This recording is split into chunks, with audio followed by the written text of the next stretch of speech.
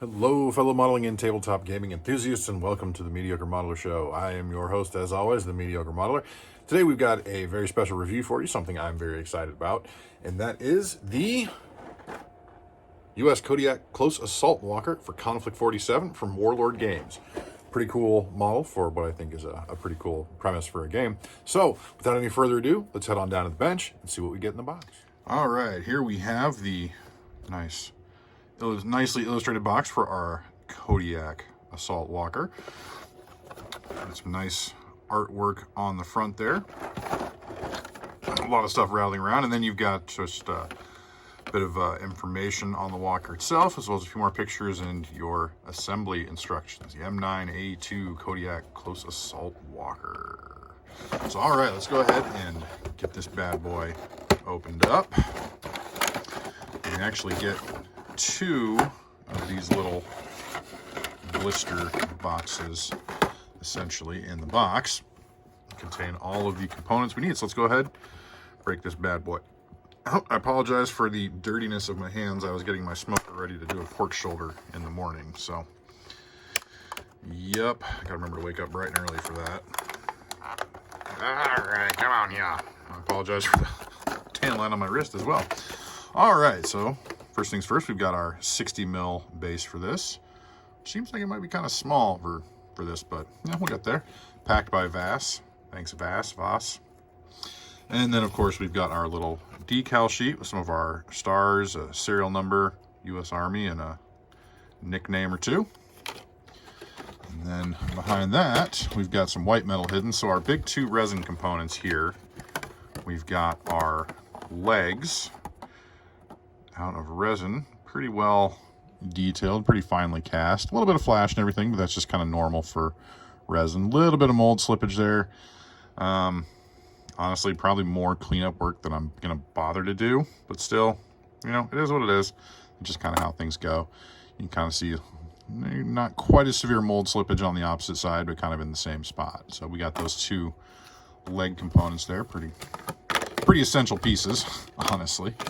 And then here we've got one more piece in there. I think this is kind of like some power cables or exhaust cables, and we've got the hatches that go on the top made of white metal, and we've got kind of like this little back plate piece that goes on the posterior of it, which I don't know if I'm actually going to include this. I think it looks just kind of a little bit goofy, but we'll see. And then, of course, we've got our weapon barrels. We've got our two auto cannons. I think light auto cannons, maybe medium auto cannons. And then, of course, our heavy machine guns here, our 50 cal barrels that go in the arms of this big chonko. Get all that back in there so I don't lose any of that. Don't want to lose anything. Excuse me. All right, take a look at the rest of our components here. Clamshell. It's not a blister, it's clamshell. What am I talking about? Just trying to remember the proper terminology here. For some reason, these are a little challenging to open. Come on. There we go. I hope you're all enjoying the color commentary. So, all right, so we've got our top plate here. That's where our hatches go, and then I think if we had on a similar model, probably use the same top plate, we'd have the mounts for our heavy machine guns there. Sort of our main torso here. Again, these are all solid resin.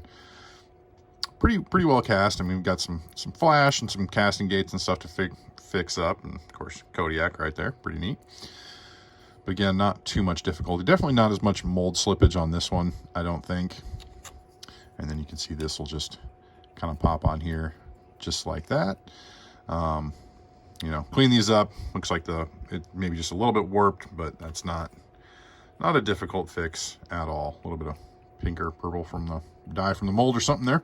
You can see the front fits pretty well on there, so that shouldn't be difficult to fix at all. Let me just get the rest of these pieces out here.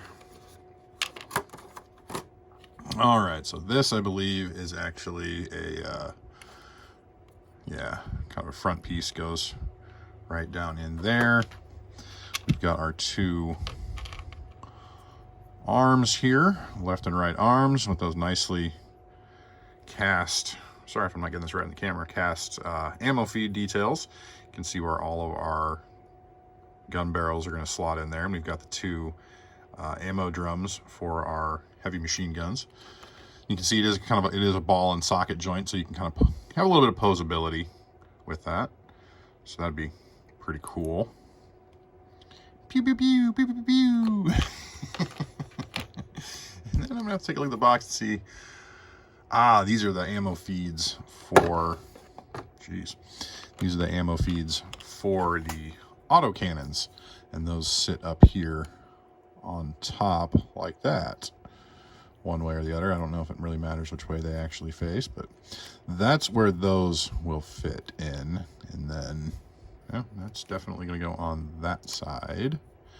And then this, yeah, kind of, okay. Yep, just like that. And then here, of course, is our, I believe, is going to be sort of our torso bit, hip piece kind of thing. So there you go. That is the contents. If you're ever curious about the M9A2 Kodiak Close Assault Walker for Konflikt 47, I'm definitely looking forward to building this one up. These giant mechs, piloted suits are always kind of a treat for me. I think they're pretty cool. So again, we've got the 2 clamshells in there with all of our components. Well, there you have it, folks. The in-box contents review of the Warlord Games M9A2 Kodiak Close Assault Walker for Konflikt 47. Again, I'm very excited to eventually get the chance to get into that.